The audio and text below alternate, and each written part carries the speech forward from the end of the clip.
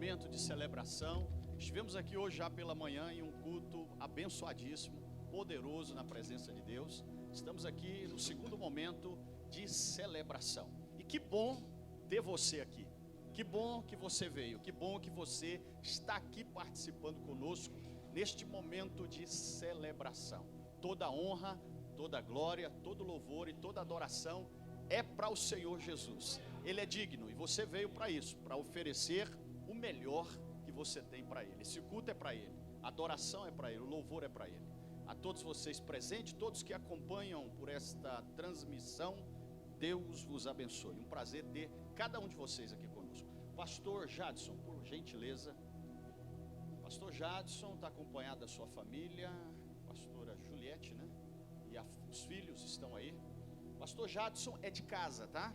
Ele é pastor ali, auxiliar, junto do pastor Zé Pedro ali, o Avre, é da nossa família, está servindo ali conosco, está sendo uma bênção ali ao lado do pastor Zé Pedro, junto naquele trabalho o Avre, e hoje ele está aqui conosco e vai ministrar a palavra de Deus, e Deus vai usar muito ele aqui. Então ele tem liberdade agora, está com a palavra, fica à vontade e está na sua casa, tá bem? Fica muito tranquilo e muito em paz. Deus é contigo.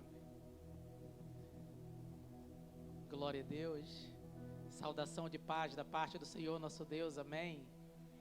Graças a Deus que nos dá vitória por meio do seu amado e precioso Filho Jesus Cristo.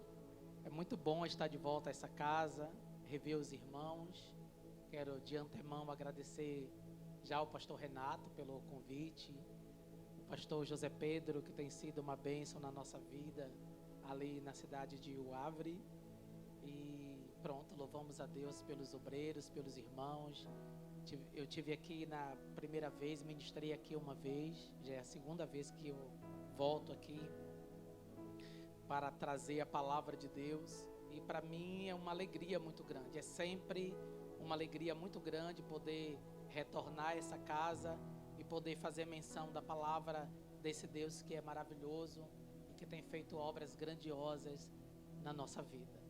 Como o pastor falou, eu estou acompanhado da minha família, minha esposa, meus 2 filhos. O Tiago está ali, a Raíssa está na salinha das crianças. Mas estamos aqui para louvar o nosso Deus, amém? Eu quero convidar você a abrir a palavra de Deus no livro do profeta Abacuque. Abacuque, capítulo de número 3.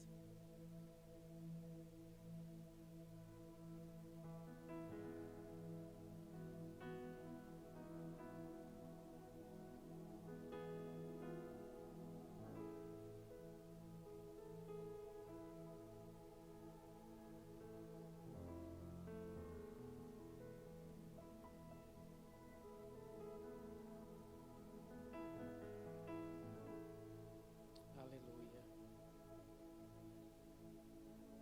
Só um minutinho.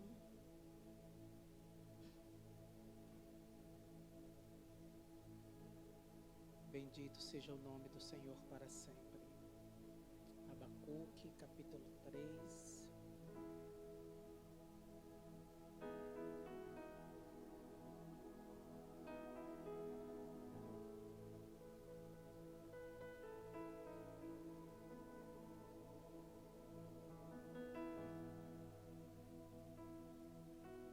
Bendito seja o nome do Senhor para sempre. E o verso de número 2. Abacuque capítulo 3, verso 2. Amém? Diz assim a palavra de Deus: Ouvi, Senhor, a tua palavra e temi. Aviva, ó Senhor, a tua obra no meio dos anos. No meio dos anos a notifica. Na ira, lembra-te da misericórdia. Ouvi, Senhor, a tua palavra e temi. Aviva, ó Senhor, a tua obra no meio dos anos. No meio dos anos a notifica. Na ira, lembra-te da misericórdia. Senhor, obrigado, Pai. Muito obrigado pela tua palavra. Nós queremos nos render a ela nesta noite. nós queremos nos prostrar diante de Ti mais uma vez, como já fizemos neste dia. Mas estamos diante da Tua palavra, Senhor. E a Tua palavra, ela é poderosa, porque ela vem do Teu coração para a nossa vida. A Tua palavra é uma palavra que produz, ó Deus, transformação na vida daqueles que a ouvirem. E é por isso, Pai, que nós nos colocamos diante de Ti, perante a Tua palavra, agradecidos por ela, e te pedimos, ó Pai, que o Teu Espírito mais uma vez fale conosco, traga clareza, traga entendimento, traga edificação, traga revelação da Tua palavra, que as vozes contrárias sejam agora silenciadas, porque é a Tua voz que nos importa neste momento, Pai. É a Tua voz que nós queremos ouvir. Que sejam silenciadas todas as demais vozes e que a Tua voz ecoe no nosso coração nessa noite, e nós Te daremos a glória, a honra, o louvor e a exaltação para todo sempre. Amém. Você pode aplaudir ao Senhor pela palavra? Glória a Deus. Nós estamos diante de um texto conhecido de toda a igreja, de todos nós, e uma palavra que fala a respeito da história de um homem, da história de vida de um homem. E a Bíblia não fala muito sobre a sua origem, quem era Abacuque, o que ele fazia, onde morava, de quem era filho e a que tribo pertencia. A palavra nos oculta detalhes a respeito da história do profeta Abacuque. Mas o que a palavra fala a respeito dele é suficientemente importante para a edificação da igreja. O que a palavra fala sobre o profeta Abacuque é a respeito de uma oração profunda que ele fez em um tempo de extrema crise na cidade de Judá. A oração de Abacuque é uma reação diante da resposta de Deus para a situação que Judá se encontrava. E para que a gente entenda esse texto, é preciso compreender o contexto moral e espiritual aqui nesse cenário. O que nós entendemos nas entrelinhas do livro do profeta Abacuque é que a situação era de crise profunda, de juízo iminente, de necessidade urgente de uma restauração espiritual. Quando eu me lembro do profeta Abacuque clamando a Deus por esse avivamento, vivendo num meio de uma crise espiritual profunda, habitando no meio de um povo que havia se esquecido de Deus, que havia se distanciado da palavra, que havia erguido a fronte contra o Senhor, e agora o profeta ergue a sua voz, e ele diz: Senhor, eu ouvi a tua palavra e temi, mas eu tenho um pedido a lhe fazer: aviva a tua obra no meio dos anos. Quando eu vejo o profeta clamar a Deus e fazer um pedido tão profundo, eu me lembro da vida de Noé. A palavra de Deus fala que nos tempos de Noé, o povo comiam, bebiam, casavam-se e davam-se em casamento, até que Noé entrou na arca. O tempo de Noé era um tempo de corrupção generalizada, de modo que a palavra de Deus revela que o pecado do povo cheirava mal às narinas de Deus. Deus já não suportava a iniquidade da raça humana, e o Senhor decidiu que destruiria toda a humanidade, e apenas Noé com a sua família seriam salvos da ira do Senhor.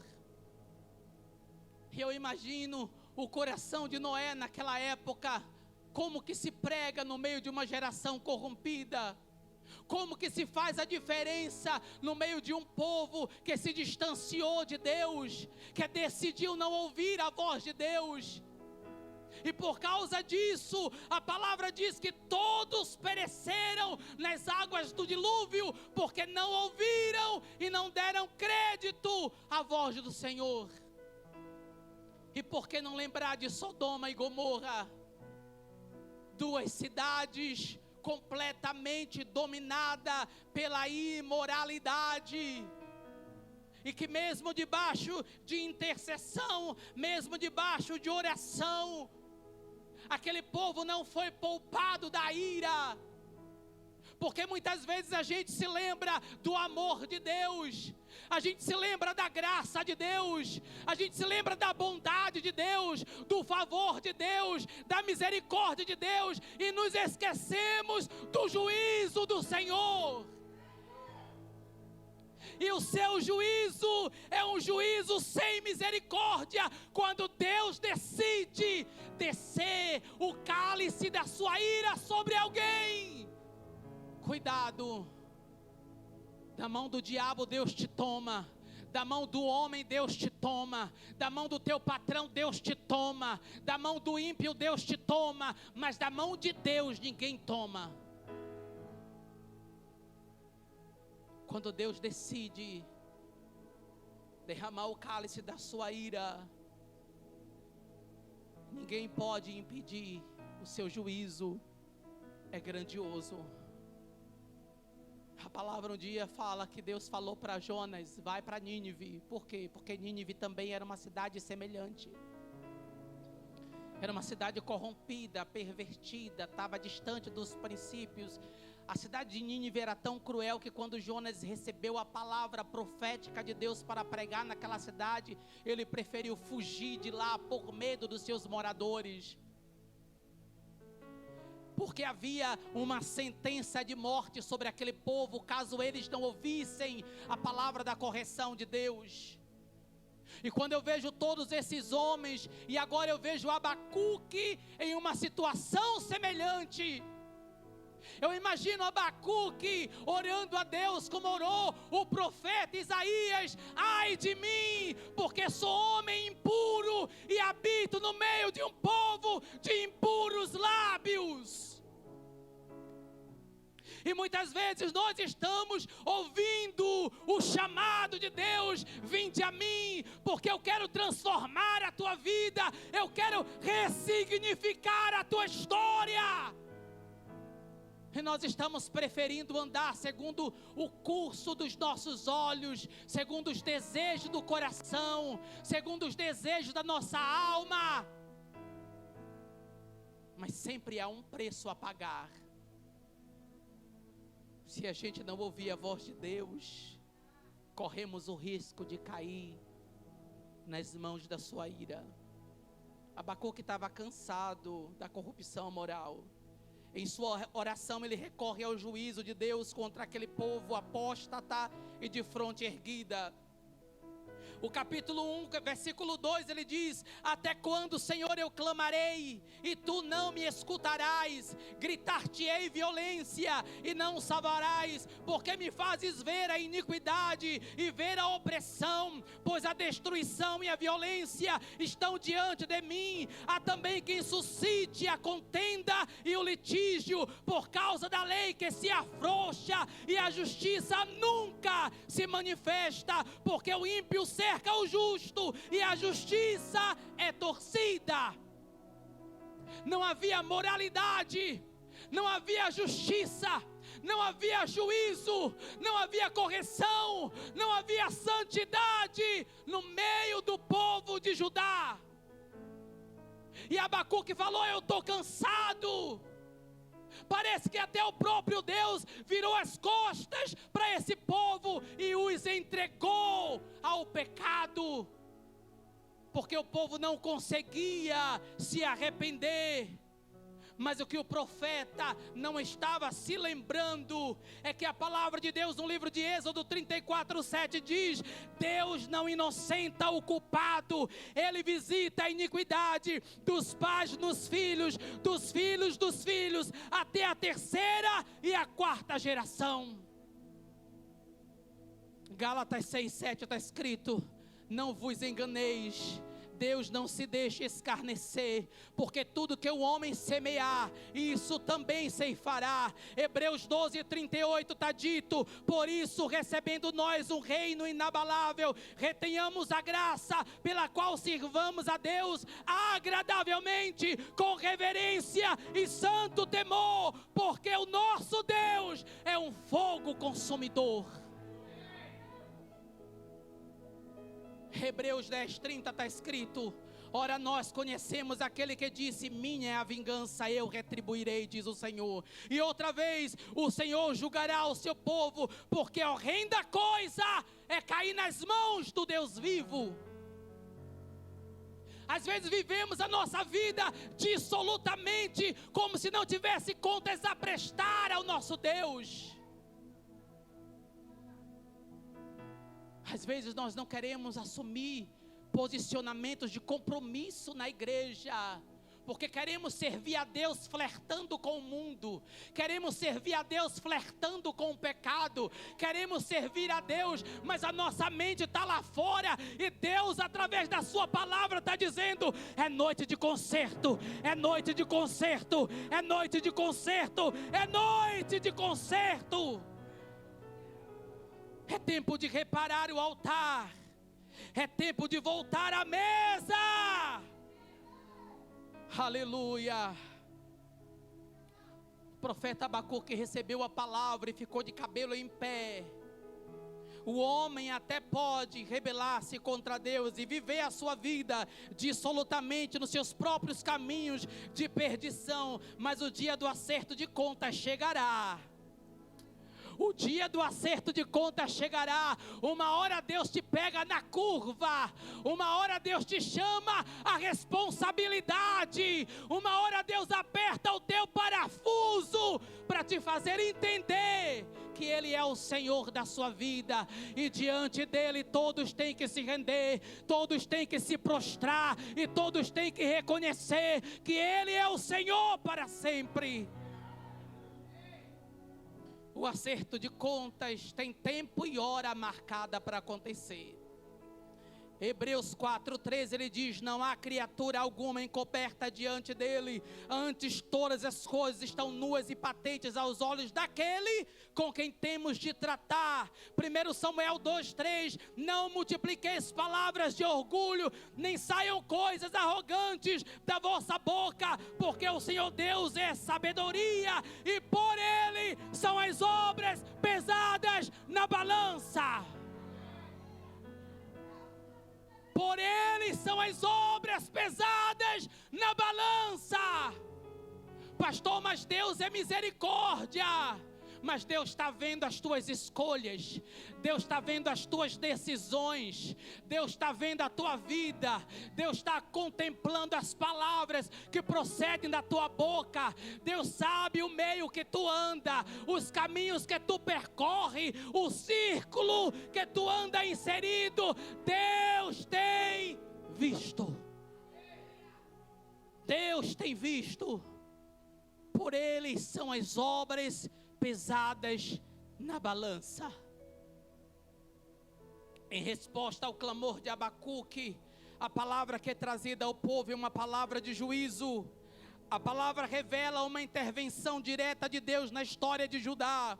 É o próprio Deus agindo pessoalmente a fim de trazer sobre o povo a necessidade de arrependimento. O próprio Deus decide agir com juízo contra Judá.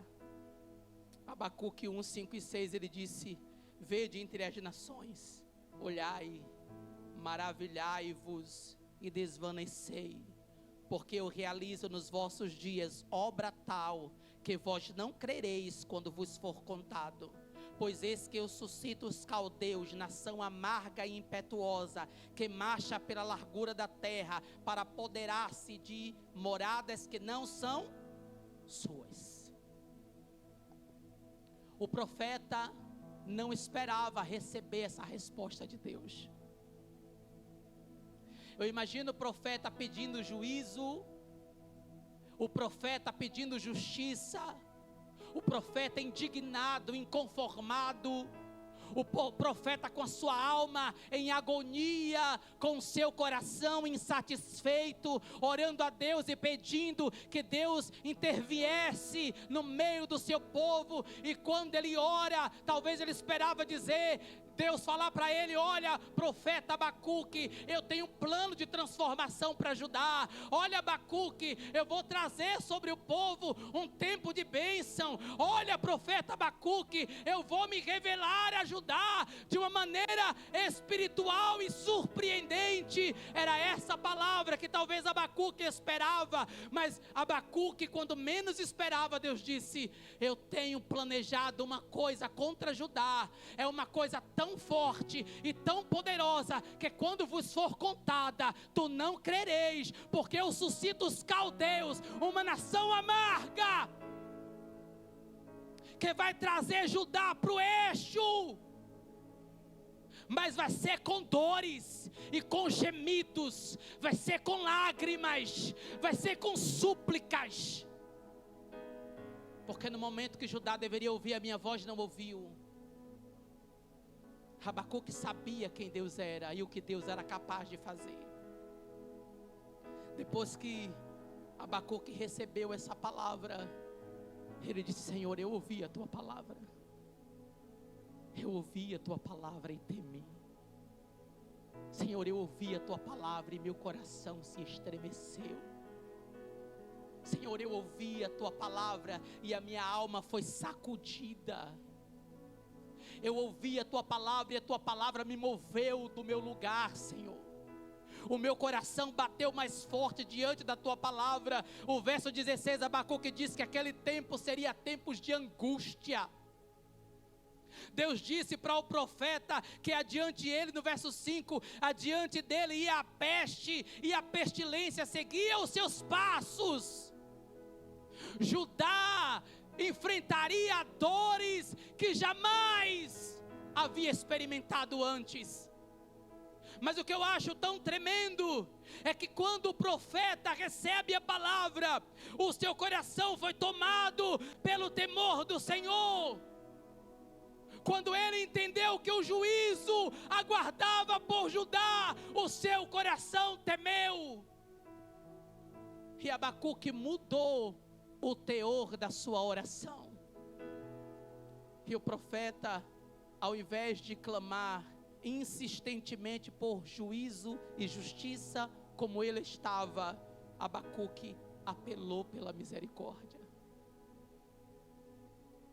Abacuque disse: Senhor, na tua ira, lembra-te da misericórdia. Parafraseando o que Abacuque estava dizendo, ele está dizendo: Senhor, poupa o teu povo, Senhor.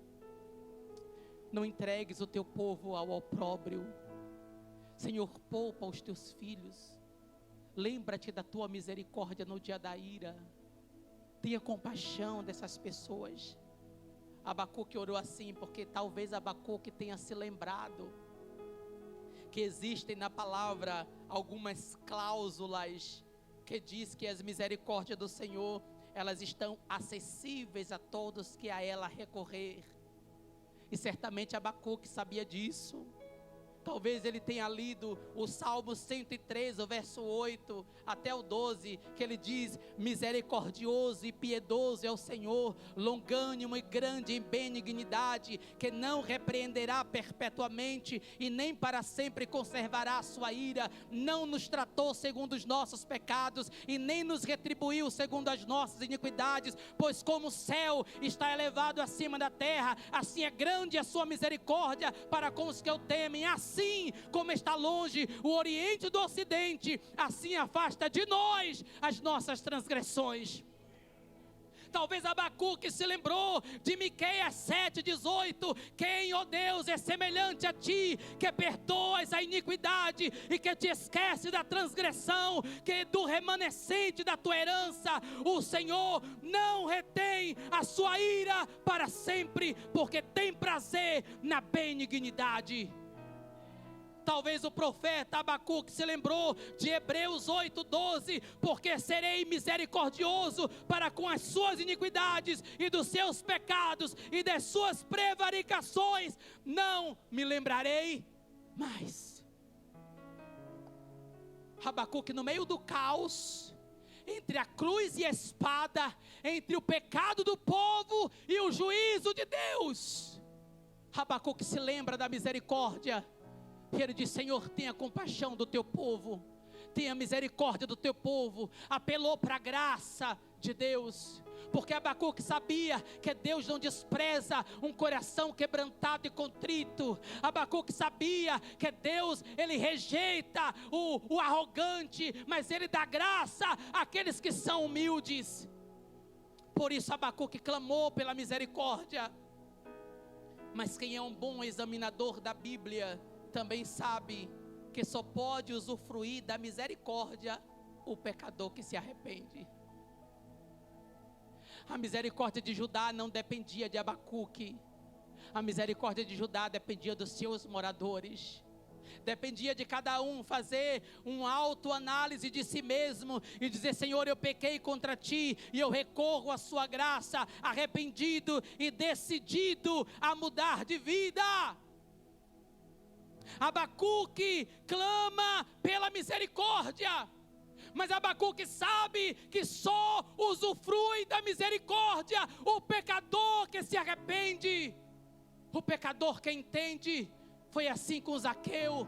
Ele disse: Senhor, eu restituo 4 vezes mais, se porventura eu tenho defraudado alguém. Jesus disse: hoje veio salvação a esta casa, porquanto tu, Zaqueu, também é filho de Abraão, porque o Filho do Homem veio buscar e salvar a todos quantos se haviam perdido. Quando nós nos arrependemos, quando nós confessamos o pecado, quando nós não ocultamos quem somos, quando nós retiramos as capas, quando nós tiramos as máscaras diante de Deus, a graça de Deus nos abraça novamente. E esse não era o caso de Judá, porque Judá não estava decidido a confessar o seu pecado e a se arrepender. E Abacuque mais uma vez se lembra de uma carta na manga que ele tinha: eu já clamei pela misericórdia, mas a misericórdia ainda não veio, porque o povo não se arrependeu ainda. Então eu vou fazer outro clamor. Qual que é o clamor de Abacuque? Senhor, aviva a tua obra. Somente o avivamento pode trazer ao coração do povo o sentimento de arrependimento, porque não pode haver avivamento sem arrependimento. Uma coisa está ligada à outra, e Abacuque diz: Senhor, aviva a tua obra no meio dos anos, e em meio aos anos a notifica, e na tua ira lembra-te da misericórdia. O clamor por avivamento é a prova viva de que o desejo do coração de Abacuque era que o povo experimentasse de uma vida transformada, de comunhão e de intimidade com o nosso Deus. Tem muita gente fazendo barulho por aí e achando que o barulho é sinônimo de avivamento.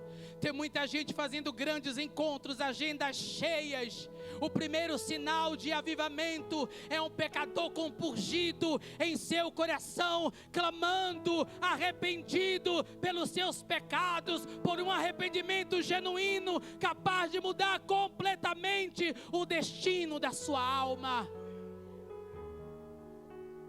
Se eu digo que eu sou avivado, mas eu não me arrependi das minhas obras antigas, eu nunca provei do avivamento. Joel capítulo 2, 12 e 13, ele diz: ainda assim, agora mesmo, diz o Senhor, convertei-vos a mim de todo o vosso coração, e isso com jejuns e com choro e com pranto. Rasgai o vosso coração e não as vossas vestes. Convertei-vos ao Senhor vosso Deus, porque Ele é misericordioso e compassivo. Atos capítulo 2, ele diz, o verso 37, ouvindo eles isto, compungiram-se em seu coração e perguntaram a Pedro e aos demais apóstolos: que faremos, varões e irmãos? E disse-lhes Pedro: arrependei-vos e cada um de vós seja batizado em nome do Senhor Jesus Cristo para o perdão dos pecados, e recebereis o dom do Espírito Santo. E o texto segue dizendo: porque a promessa vos diz respeito a vós, a vossos filhos e a todos os que estão de longe, a tantos quantos Deus, o nosso Senhor, chamar. E com muitas outras palavras isto testificava e os exortava, dizendo: salvai-vos desta geração perversa. De sorte que foram batizados os que de bom grado receberam a sua palavra. E naquele dia agregaram-se quase 3.000 almas, e perseveravam na doutrina dos apóstolos, e na comunhão, e no partir do pão. O primeiro sinal do avivamento é o arrependimento. O primeiro sinal do avivamento são vidas entregues diante do altar. São vidas confessando Jesus. São vidas entendendo quem elas são e quem Deus é. São vidas sabendo que ela não é nada sem Jesus, que ela é somente pó e cinza, como uma folha seca que o vento espalha. Isso é sinal de avivamento. Abacuque diz: Senhor, aviva a tua obra. Desperta no coração do povo o desejo de arrependimento. Desperta a semente de querer conhecer a Ti. Só o Senhor é capaz de fazer isso. Abacuque disse isso porque ele fala, a palavra de Deus diz que é o Espírito quem convence. O profeta anuncia a palavra, o profeta prega a palavra, mas quem convence é o Espírito. E Abacuque sabia disso. E é por isso que Abacuque clama por avivamento. Entre outras palavras, ele dizia: Senhor, eu vou clamar, eu vou orar, eu vou pregar, e o teu Espírito convence. Bate no coração, Senhor, bate na alma, convence o espírito de cada pessoa, de cada judeu. Traz a consciência de que eles são pecadores e de que eles precisam da tua graça. Aleluia. Abacuque clamou por um avivamento, porque ele sabia que o arrependimento é algo que redireciona a nossa vida para o centro da vontade de Deus, porque ele revela o nosso estado de pecador e dependente eterno da graça. O arrependimento nos reposiciona diante do Senhor. É isso que o mundo não entende, e o inferno fica confuso, porque quando ele vê pecadores caídos da graça como nós éramos, a nossa justiça perante ele era como trapo de imundície. Paulo disse: todos pecaram e destituídos foram da graça de Deus. Quando olharam para aquela mulher pecadora, entrou na casa de Simão com seu vaso de alabastro, quebrou o vaso, ungiu Jesus dos seus pés, regou com lágrimas, enxugou com seus cabelos. Os religiosos presentes olharam para a mulher, olharam para Jesus, olharam uns para os outros e disse: esse não é profeta, porque se fosse profeta, saberia quem e qual é a mulher que ele toca, porque é uma pecadora. Jesus olhou para aquele povo, conhecendo o coração deles, ele disse: eu entrei na sua casa, mas você não me ungiu, você não me deu ósculo santo, mas essa mulher, desde que enxugou aqui, ela não parou de ungir os meus pés, regar com lágrimas e enxugar com seus cabelos. É por isso que eu te digo: os teus muitos pecados lhes são perdoados, porque muito amou, mas aquele a quem pouco é perdoado, pouco ama. O pecador não entende que a graça é superabundante. A palavra diz isso, porque onde abundou o pecado, superabundou a graça de Deus. Jesus disse: porque eu vim para desfazer as obras do diabo. Porque o ladrão não veio senão para matar, roubar e destruir. Eu vim para que tenham vida e a tenha em abundância. O arrependimento tem esse poder, ele redireciona a sua vida e te reposiciona diante do altar. Aí o povo olha e diz: quem é aquele? Quem é aquela? Era aquela adúltera? Era aquele ladrão defraudador? Mas como assim? Agora é crente, está de roupa limpa, indo para a igreja. Que alegria que é essa? Que sorriso que é esse? Que esperança que é essa? É Deus habitando em nós. É Deus habitando em nós. É o poder da graça redirecionando a nossa rota. Segunda razão pela qual o profeta clama por avivamento é porque apenas o avivamento é capaz de nos reposicionar diante da palavra. A pregação e a prática da palavra são agentes fundamentais como efeitos do avivamento.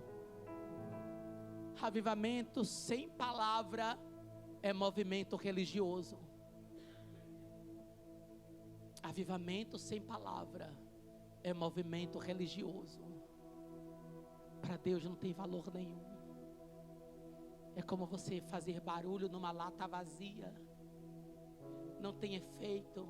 Pelo contrário, só incomoda. Quando os discípulos pregavam que eles receberam o Espírito, em Atos capítulo 2, pregavam com ousadia. Mas sabe o que era interessante? Eles pregavam com ousadia. A multidão que eu via era compungida em seus corações.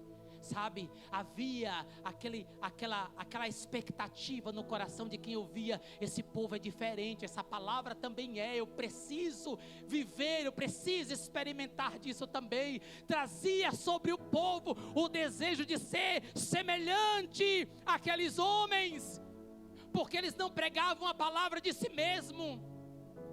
Eles não pregavam a palavra baseada apenas nos seus diplomas de teologia ou nas suas experiências humanas. Aqueles homens pregavam daquilo que receberam de Deus, porque Paulo falou lá quando ele estava celebrando a ceia. Jesus falou, né? Eu recebi do Senhor o que também vos entreguei. E depois Paulo ensinou isso em Coríntios. Eu recebi do Senhor o que também vos entreguei. É a palavra pura e limpa, sem acréscimo e nem subtração. Atos 2:42 diz: e eles perseveraram na doutrina dos apóstolos, e na comunhão, e no partir do pão, e nas orações. Em cada alma havia temor, e muitas maravilhas e sinais se faziam pelos apóstolos. O sinal do avivamento. A igreja primitiva nunca tinha experienciado o que elas experienciaram em Atos capítulo 2. Foi um poder jamais visto. Foi um poder jamais sentido antes. E aquele povo que recebeu a palavra pregada pelos apóstolos, a Bíblia diz, perseveraram na doutrina. Perseveraram na doutrina. Não eram nos costumes, não era nas teorias.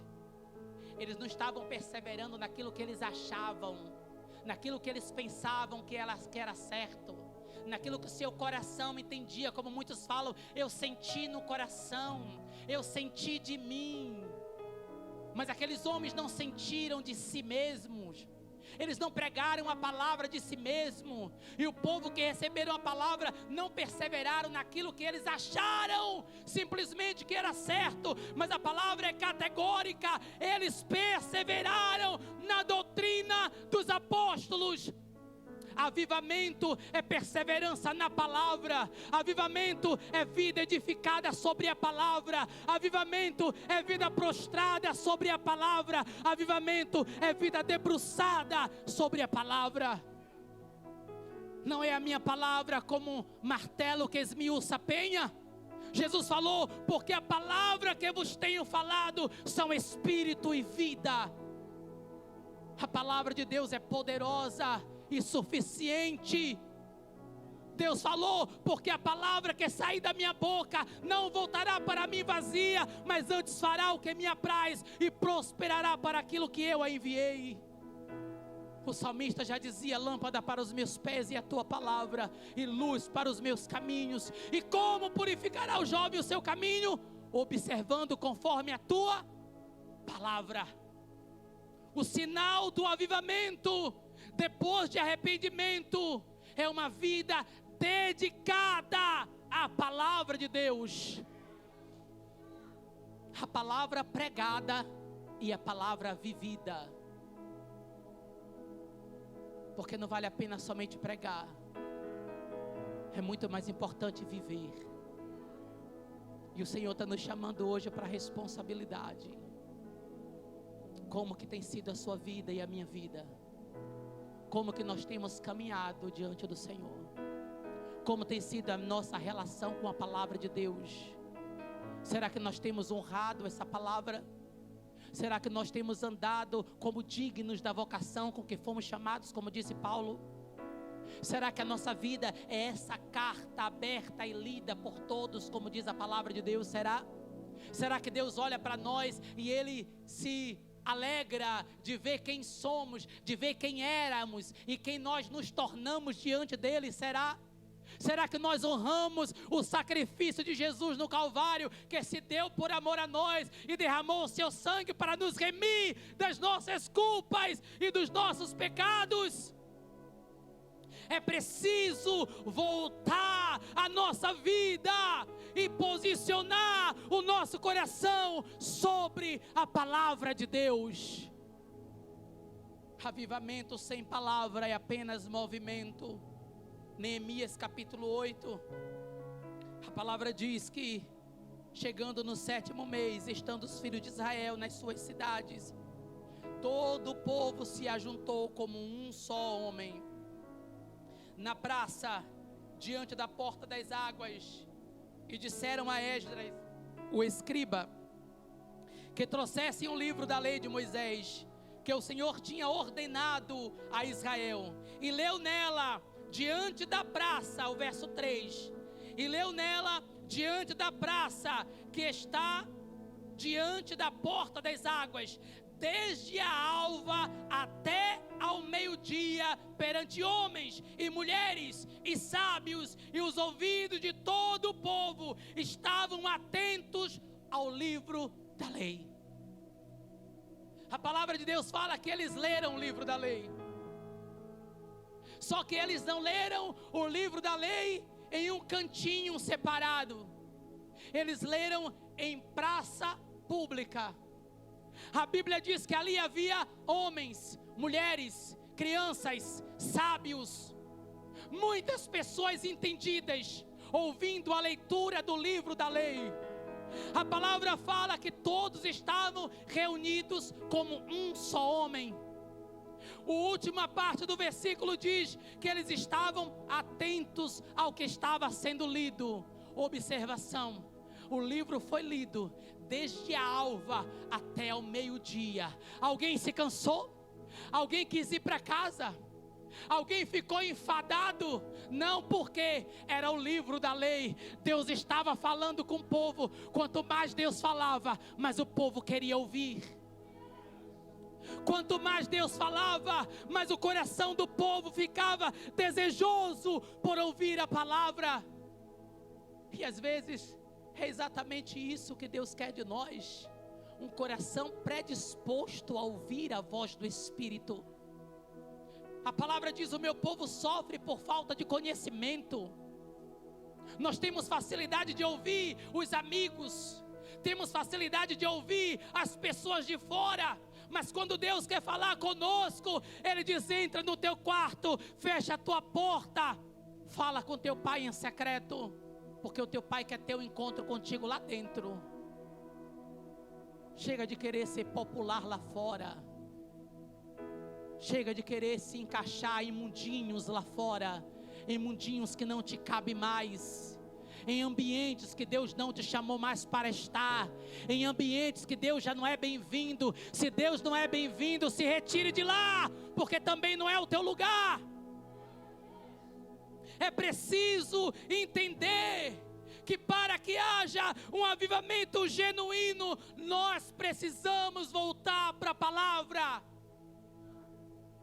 Nós precisamos voltar para a palavra.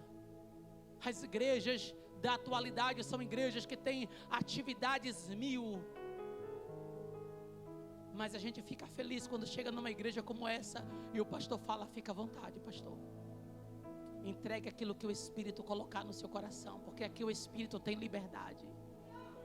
Porque em muitos lugares é 1 hora para muita coisa e 10 minutinhos para a palavra. E quando o pregador se excede alguns minutos, os crentes ficam cansados. afadigados, querendo correr, querendo ir embora, e vão para casa chateados, às vezes vão embora antes do culto acabar.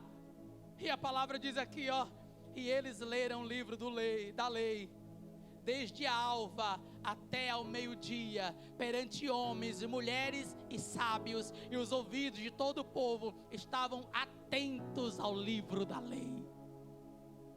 Quando é a voz do Espírito, nós não podemos endurecer o coração.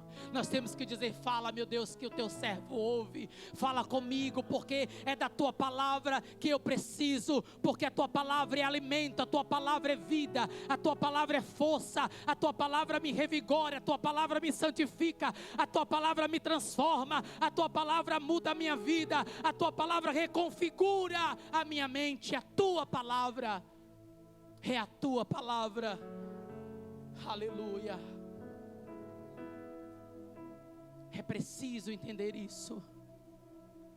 Uma outra coisa importante, que às vezes nos esquecemos: o profeta clamou pelo avivamento em oração. E não existe avivamento sem joelhos dobrados. Não existe avivamento sem joelhos dobrados. Todos os grandes avivamentos espirituais foram regados pela oração. Em 2 Crônicas 7, de 1 a 3, ele diz: e acabando Salomão de orar, desceu fogo do céu e consumiu holocaustos e os sacrifícios. A glória do Senhor encheu a casa. Os sacerdotes não podiam entrar na casa do Senhor, porque a glória do Senhor tinha enchido a casa do Senhor. E todos os filhos de Israel, vendo descer o fogo e a glória do Senhor sobre a casa, encurvaram-se com o rosto em terra sobre o pavimento e adoraram e louvaram ao Senhor, porque é bom, porque a sua benignidade dura para sempre.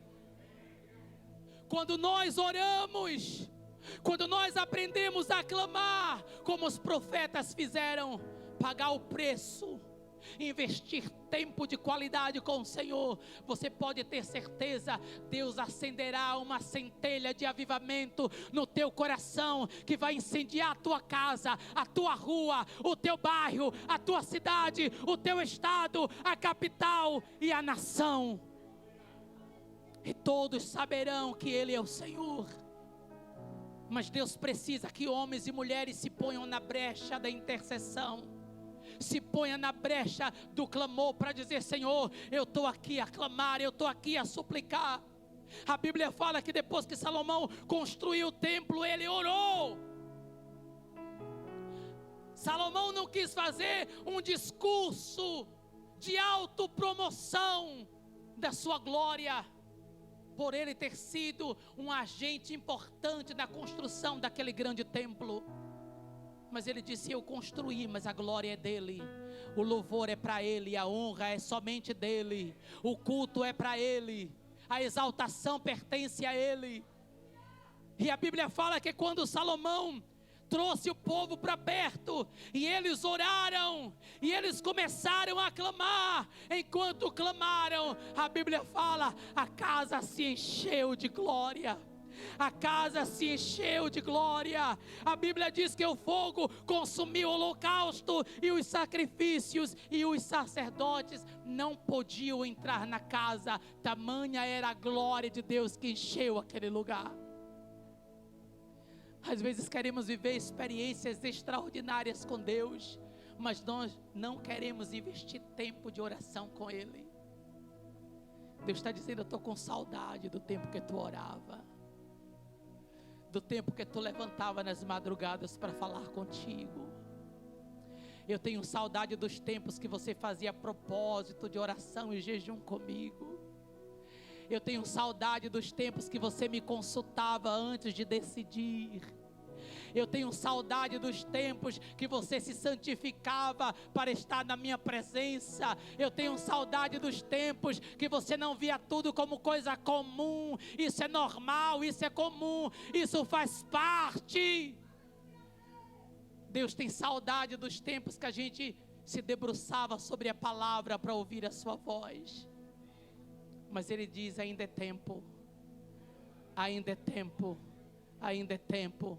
Vinde a mim, vós todos que estáis cansados, sobrecarregados, eu vos aliviarei. Tomai sobre vós o meu jugo, aprendei de mim, porque sou manso, humilde de coração, e encontrareis descanso para as vossas almas, porque o meu jugo é suave e o meu fardo é leve. Vinde a mim, vinde a mim, vinde a comunhão, vinde a comunhão, vinde a comunhão, vinde, vivei e experimentar aquilo que eu preparei para vós outros, diz o Senhor dos Exércitos.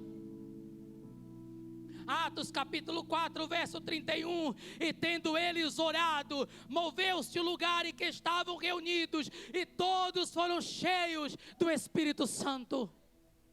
Enquanto oraram, não era enquanto eles batiam papo, era enquanto eles oravam. Enquanto eles oraram, eles estavam aguardando a promessa. Lucas 24, 49. Ficai na cidade de Jerusalém, até que do alto sejais revestido de poder. Eles falaram: sobre nós tem uma promessa. Sobre nós tem uma promessa. Vamos ficar aqui orando, vamos aguardar orando, vamos aguardar clamando, vamos aguardar intercedendo. E a Bíblia diz que enquanto eles oravam, moveu-se um lugar. A Bíblia diz em Atos que invadiu o ambiente um som como de um vento veemente e impetuoso, encheu toda a casa, e foram vistos entre eles línguas repartidas como que de fogo, que pousaram sobre cada um deles. Todos foram cheios do Espírito, foram cheios porque oraram, foram cheios porque buscaram, foram cheios porque clamaram, foram cheios porque intercederam, foram cheios. Aleluia. Atos 4, 33. E os apóstolos davam grande poder e testemunho da ressurreição do Senhor Jesus, e em todos eles havia abundante graça. Atos 4, 31 de novo. E todos eles orando, moveu-se o lugar em que estavam reunidos. Segundo Crônicas 7, 14. E se o meu povo, que se chama pelo meu nome, se humilhar e orar e buscar a minha face e se converter dos seus maus caminhos, eu ouvirei dos céus, perdoarei os seus pecados e sararei a sua terra. O que é que tu veio buscar nessa noite das mãos do Senhor? É bênção, é milagre, é porta aberta, ou é um avivamento espiritual? Porque bênçãos materiais, elas vêm e passam. O enfermo é curado, mas um dia ele vai morrer. A porta de emprego é aberta, mas ela não é para sempre. Tudo que é material é transitório, é passageiro. Mas quando você busca o avivamento não é algo que acontece de fora para dentro, é algo que acontece de dentro para fora. Avivamento é algo que é como uma chama que Deus acende no teu coração, e aquela chama acesa dentro de nós, ela vai crescendo e vai tomando maiores proporções, e aquela chama vai queimando, vai transformando, vai mudando, vai convertendo, vai abençoando, e de repente ela transborda, ela queima por dentro. E depois que a chama está muito grande, ela começa a queimar por fora, porque ela começa a incendiar quem está perto, e começa a aquecer quem está perto. Por isso que o profeta Abacuque clamou por um avivamento. Ele disse: Senhor, aviva a tua obra, aviva a tua obra no meio dos anos, em meio aos anos a notifica. Pastor, Judá experimentou o avivamento. Judá experimentou o avivamento, mas Judá experimentou esse avivamento em Esdras de 1 ao 6. Abacuque não viu a resposta do avivamento que ele tanto esperava para Judá, porque Judá pagou para ver. E Deus, como está escrito em 2 Reis 24 e 25, 2 Crônicas 36, suscitou os caldeus, invadiu Judá e Jerusalém, levou seu povo cativo destruiu o templo e aquilo que Deus falou, Deus cumpriu. Porque Deus não é homem para que minta, e nem filho do homem para que se arrependa. Ele diz: eu corrijo ao que amo e açoito ao que toma por filho. Deus fala: se o homem ouvir, ele recebe a graça e a misericórdia. Se ele rejeitar, ele recebe o juízo e a correção. Porque Deus é aquele que não toma o culpado por inocente. O livro do profeta Abacuque acaba sem que ele veja o fruto do seu clamor por avivamento em Judá. Mas ainda na sua declaração no verso 17, mostra que o seu coração estava inflamado pelo Senhor.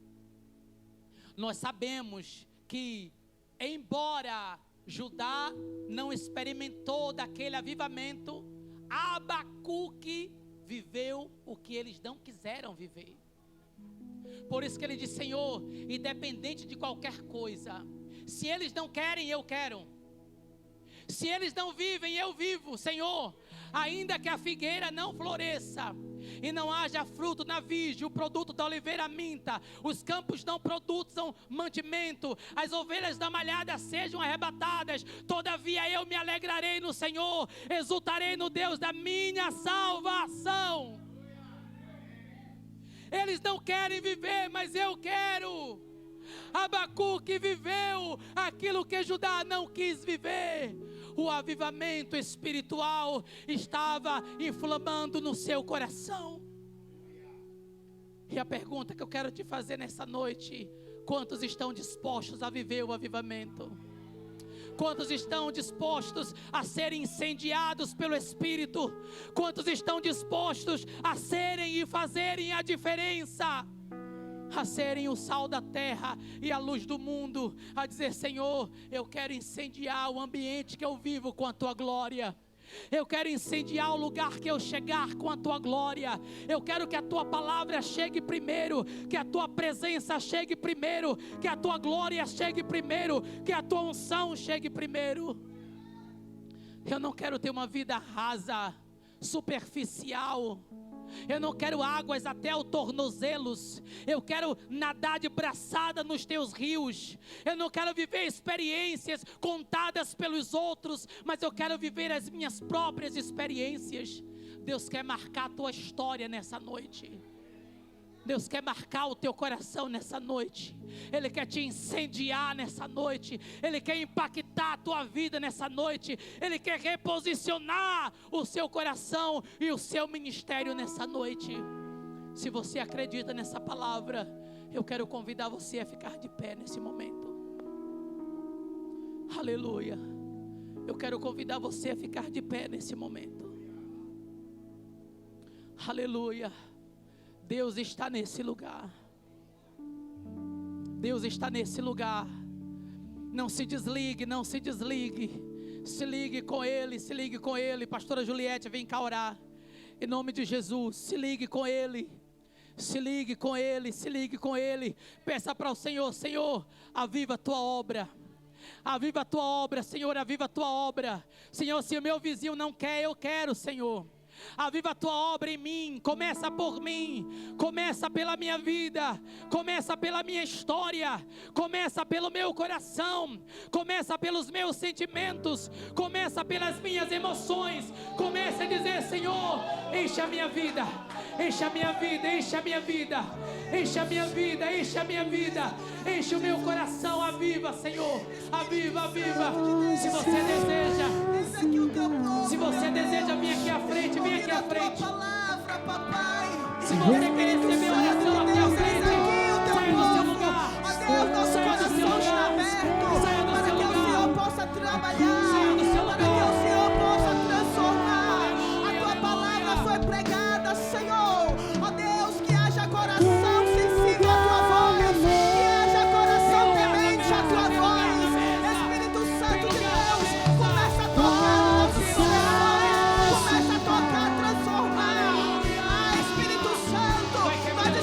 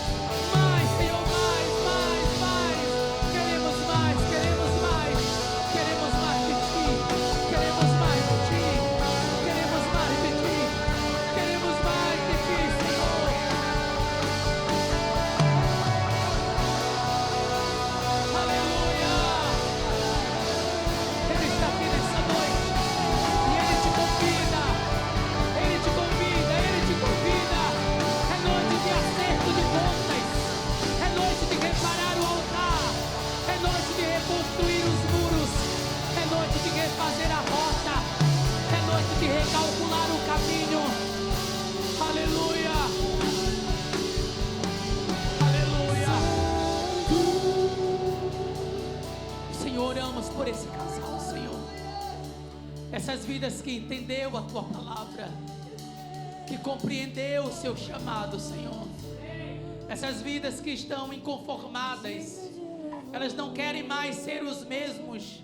Chega de conformismos, chega de águas até os tornozelos, chega de vida superficial, chega, eu quero mais. Vidas, Senhor, que entenderam que precisam de um avivamento, vidas que ouviram teu convite e disseram sim ao seu chamado. Eu quero te pedir, Senhor, impacta a história desse casal, Senhor. Escreve, eu profetizo um novo tempo e uma nova história sobre essas vidas. Eu profetizo um novo começo sobre essas vidas.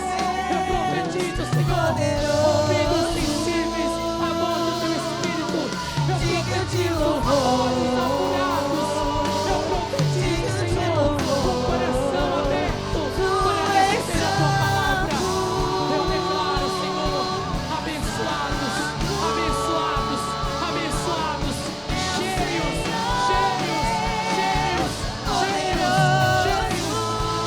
tua glória. Aleluia. Digno de louvor, tu és santo. Declare que ele é santo.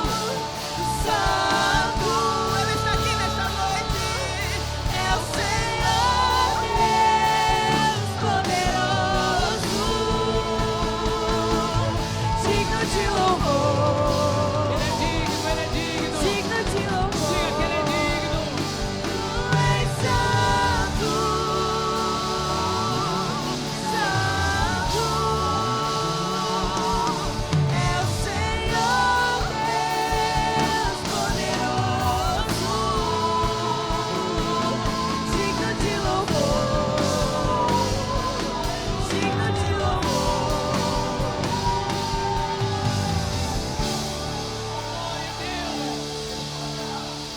Ainda tem lugar na mesa.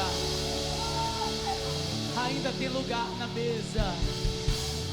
Tem gente que ainda não entendeu ainda. Tem gente que ainda não compreendeu o chamado, mas ainda há lugar. O convite agora é para você. Para você que ouviu a palavra. Para você que recebeu essa mensagem.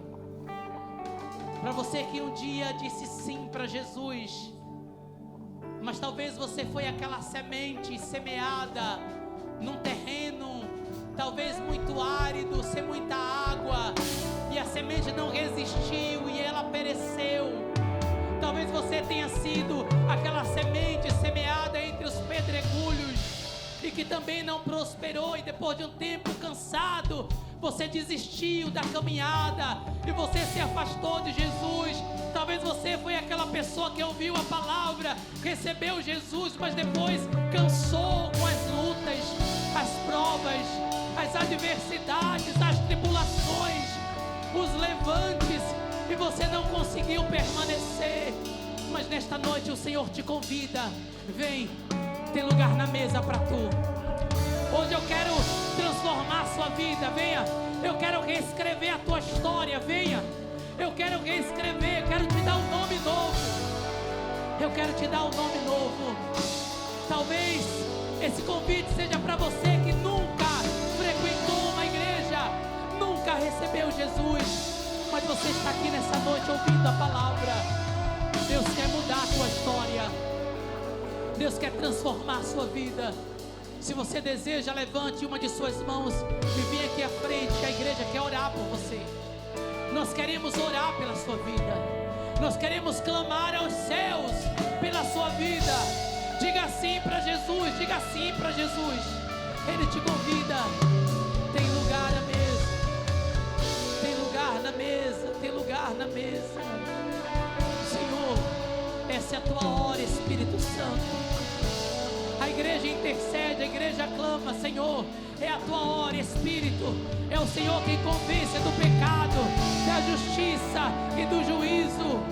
Não é o nosso poder de persuasão, mas é o poder da tua palavra. É o poder da tua palavra, é o poder da tua palavra.